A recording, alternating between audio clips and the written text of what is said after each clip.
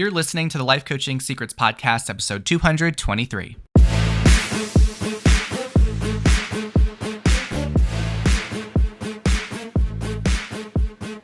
Did you know that life coaches are needed now more than ever? I'm Frank Macri, founder of Thriving Coach Academy.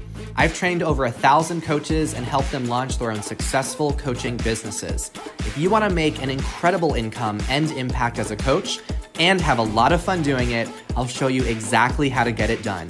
This is Life Coaching Secrets. What's up, coaches? In this episode, I'm going to share how to overcome the 3 biggest fears that coaches have in their sessions. I'm so excited to share this with you. Before we dive in, just a couple of life updates. I just got back from a really fun trip to Curacao, which is an island in the Caribbean. My partner and I went for a friend's wedding, and it was such a blast. And over the next month, we have so much going on. We are moving into a new house that we built completely custom, and we're excited for that. We've been building it over the past year. And then 2 weeks after moving in, my partner and I are getting married. So we have a very eventful few weeks. And what I'm going to be doing today and tomorrow is recording a bunch of episodes and scheduling them to go out over the next couple of months. So you are going to be so spoiled with amazing episodes. I think these are some of my best episodes that I've ever done. I feel like I have such a surge of energy and inspiration that I've been wanting to share. I've been outlining these episodes for many, many months, and I'm now taking the time to actually record them. So to kick this off, I want to remind you that if you're not subscribed to the podcast, make sure you're subscribed so that way you are knowing when we are releasing episodes. I am going to be sharing episodes every 3 or 4 days over the next couple of months, so you don't want to miss a single one. All right, so lots going on, and let's get into this episode. So have you ever ended a session and you felt a bit lost and wondered if you really helped your client? Or maybe your client walked away from the session without having a big aha moment, and you wondered whether you had much of an impact. Or maybe you question if you used the right coaching tool and you felt like the session might have been a waste. Well, if any of that sounds familiar, you are not alone. The truth is, coaching is not about forcing any breakthroughs or perfectly executing techniques. It's really about having trust in the process. So I'm going to address the 3 biggest fears that coaches face in sessions. Number 1 is feeling lost in the session. Number 2 is wondering if your session was valuable because there wasn't a breakthrough. And number 3 is doubt. How do you handle the doubt of whether you've used the right coaching tool? So my goal is by the end of this episode, you're going to feel way more confident in your ability to lead powerful sessions without second guessing everything that you say and everything that you do. All right. So I'm going to share what the best coaches in the world don't do. Okay. What they don't do is they don't rely on forced breakthroughs in a session. They don't obsess over the tools that they're using, and they don't have this, quote, perfect roadmap. Okay, the best and the most impactful coaches, they trust in the process. And because of that, their clients end up having incredible transformations. All right. So it's completely normal if you have doubt and uncertainty about your effectiveness as a coach. It is completely normal to have that, but I'm going to make sure that you know how to handle that by the end of the episode. Now, you hear me mentioning this phrase, the coaching process, and I want to define what that means. The coaching process is the journey that you go on with your client where the transformation unfolds. So it's about creating the safe, open space where clients can think and discover and grow. This is the coaching process. All right. So let's start with the first big concern, which is that you feel lost in your sessions. What do you do about this? Well, I like to first start out with a little story to help illustrate a point here. A couple of years ago, I went to Italy, and it was my first time going there, and I went by myself. And I remember after I dropped off my suitcase at a hotel I was staying at in the center of Rome, I stepped outside. I didn't have any map. I didn't have an itinerary, and there were no specific destinations in mind that I was looking to visit that day. I just noticed where my intuition guided me, and I simply wandered, and I saw where my feet would take me. And I explored all these different cobblestone alleys, and I saw all these incredible old buildings with the colorful balconies, and I was listening to the sounds of all the people talking and the little hum of all the different scooters going up and down the streets. And as I wandered throughout the day, I remember I got to discover all these hidden squares and these quaint cafes, and I stood in awe before beautiful fountains and statues. And at one point, I realized that I had no idea where I was in the city. Yet at the same time, I didn't feel lost. What I actually felt was a sense of freedom and excitement because I had surrendered to the experience and I just let my intuition guide me. And I trusted that no matter what direction I took, I was going to uncover something meaningful and beautiful. And when I was in this state of exploration, that's when I really felt the most connected to the essence of Rome. Right? If you've ever been to Rome, you know how incredible of a city it is.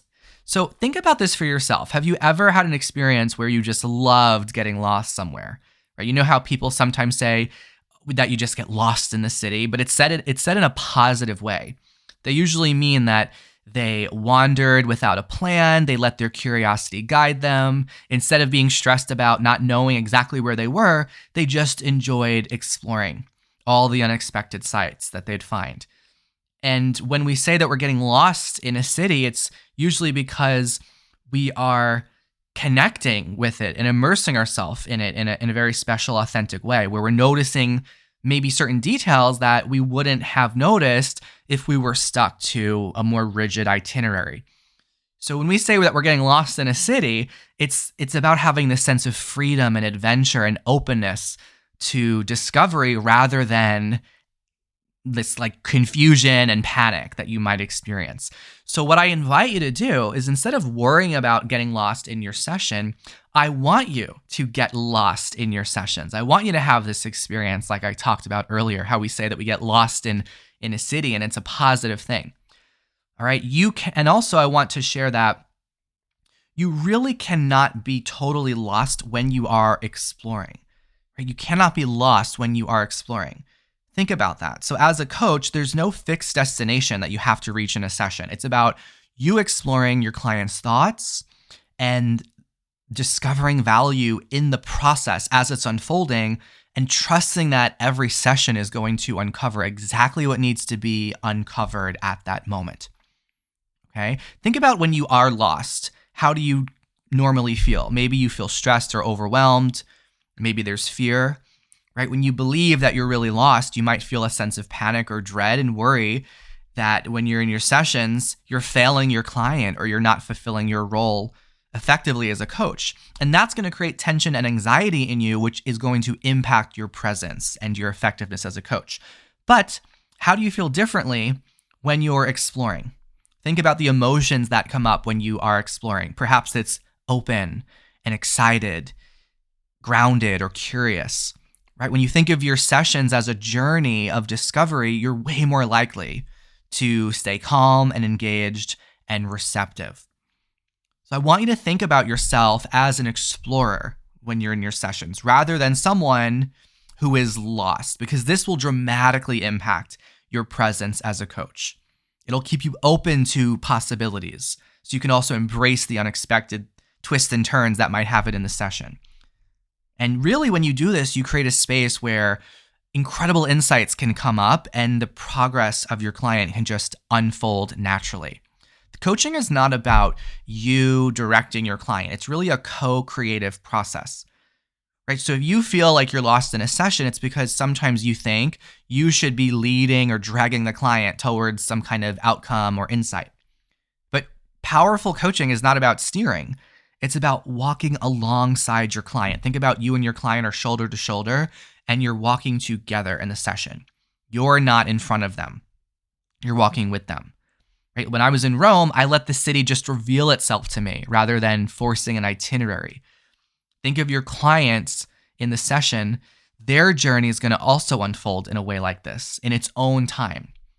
And the most powerful sessions are often the ones where you allow space for the unexpected discoveries rather than rushing to a destination. If I was in Rome and I said, okay, I need to go here and then I need to go here and then here, I could miss out all the incredible beauty along the way.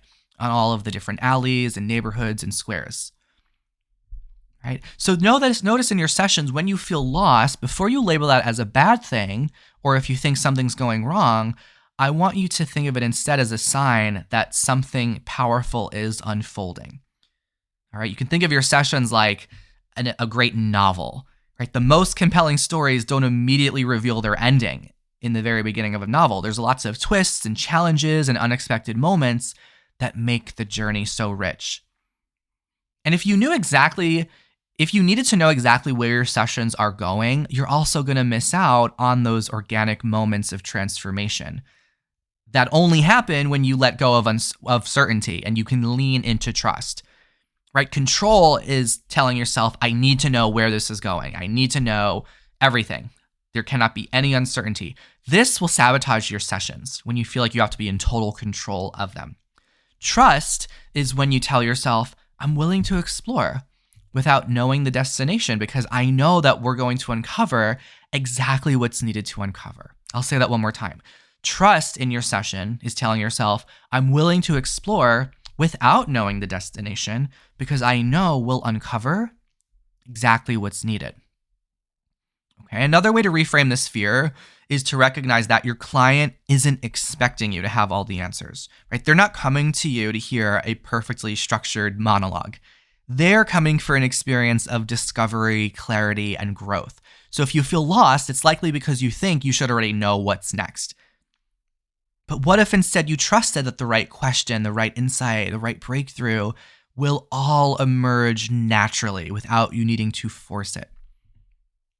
All right, so this is the first big concern a lot of coaches have, being lost in sessions. Remember, you cannot be lost when you are exploring. Your sessions will go exactly where you need to go in the sessions. Stay engaged with your client, trust your intuition, and be willing to follow the conversation where it wants to go. I really love sharing this. It feels so good to share this with you all. I know when I teach this to our coaches, there's often this big sigh of relief when they learn this first concept. And hopefully you're also feeling a bit of weight come off your shoulders when you realize that it's okay if you don't feel like you know where your sessions are going because you're just exploring. All right, let's talk about the next biggest concern that a lot of coaches have. The second one is wondering if your clients received any value because they didn't have some kind of breakthrough in the session. Now, here's what I want you to know about this. It's not always about the breakthrough. Sometimes coaches get really attached to there needs to be this huge aha moment. The light bulb has to go off. The rainbows have to reveal themselves in the sky. Like all these magical things need to happen in every single session. And it just doesn't work like that. And that's okay. Right? Value doesn't always manifest as a dramatic transformation or breakthrough moment. Now, breakthroughs are exciting when your clients have them, but they're not the only measure of success for a coaching session. Progress is often gradual and it's often incremental. And each session contributes to the client's overall growth. So it's not always about having a major shift in every session. Some sessions your clients are going to leave feeling contemplative or even challenged a little bit, and that's a normal part of the process. Those moments of challenge can lead to deeper insights later on. And every single client is also unique. Their path is going to be different. Each client will be different. So you can understand that each client's going to move forward at the pace that's right for them, even if it might seem a little bit slower or uneven to you.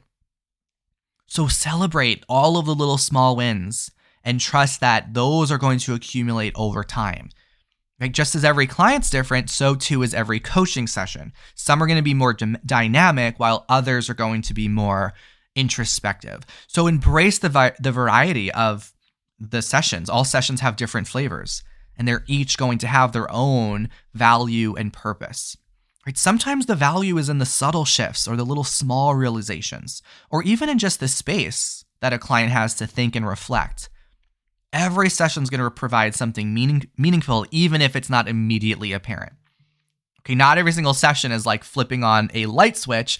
Think of it more like cooking a really delicious, hearty stew, right?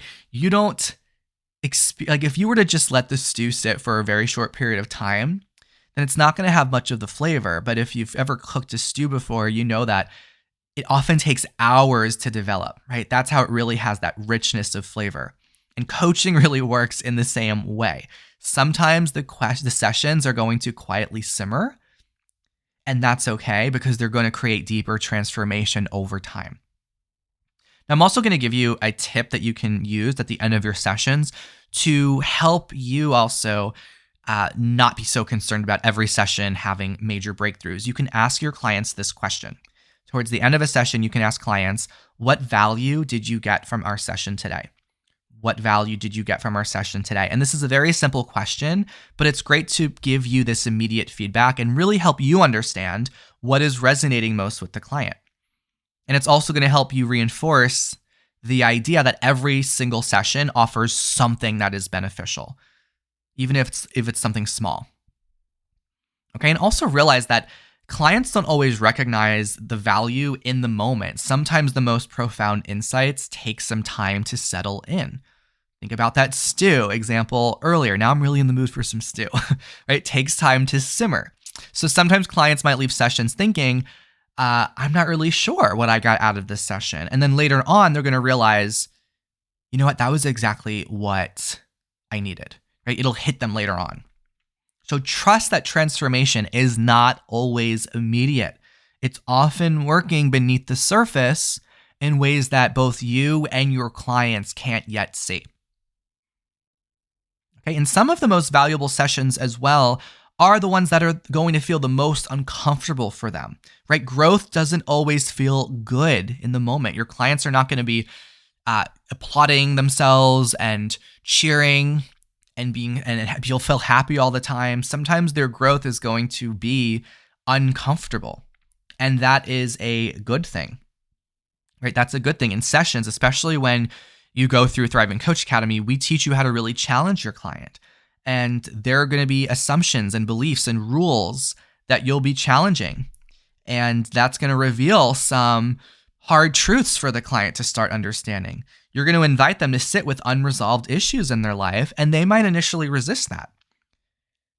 Right? They might initially have resistance, but over time, those are the moments, those tough, uncomfortable moments will lead to powerful changes. So you are not responsible for making every session feel like a big win. You're responsible for holding space for whatever needs to unfold. So thinking about when you always want to think about how are you defining and measuring your success as a coach? If you are measuring your success based on your client's immediate reaction, that's going to be a tricky game to play. What if instead you based it on the bigger picture of their growth? Right? If you focus on whether or not they had a breakthrough in the session, you might overlook all that slow but steady shifting that's happening over time. So focus on the long-term progress rather than getting caught up in whether a single session felt transformational.